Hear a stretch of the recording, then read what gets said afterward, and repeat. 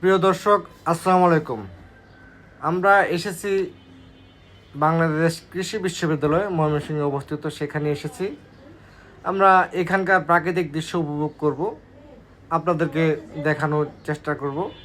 স্নেহা এবং রায়ানের হাত ধরে কিন্তু আমি এগিয়ে যাচ্ছি। এই ময়মনসিংহের কৃষি বিশ্ববিদ্যালয় কিন্তু প্রাকৃতিক পরিবেশের জন্য খুবই বিখ্যাত এবং নান্দনিক দৃশ্য এখানে আছে। এখানে এই যে একজন দর্শনার্থীকে আমরা দেখতে পেলাম কুকুরকে নিয়ে খেলা করছেন।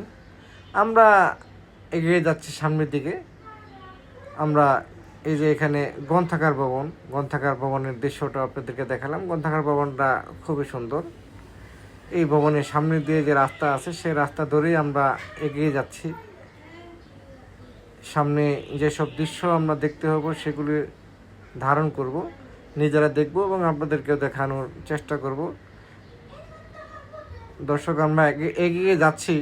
একটা মাঠ, সামনে একটা মাঠ চোখে পড়ছে আমাদের। আমরা মাঠের দিকে যাব।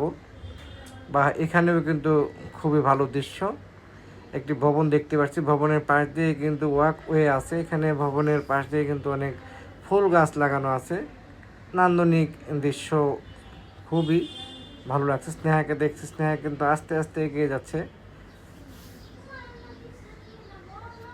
খুবই চমৎকার দৃশ্য এখানে। এখানে আবার দেখি ব্যারিকেড দিয়ে রাখা হয়েছে বাঁশ দিয়ে।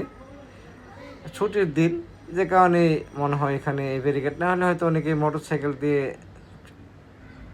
এখান দিয়ে চলাচল করে। মাঠটা কিন্তু একটা ভবনের পাশে, তিন পাশেই আমরা ভবন দেখলাম। এই মাঝখানে কিন্তু একটা মাঠ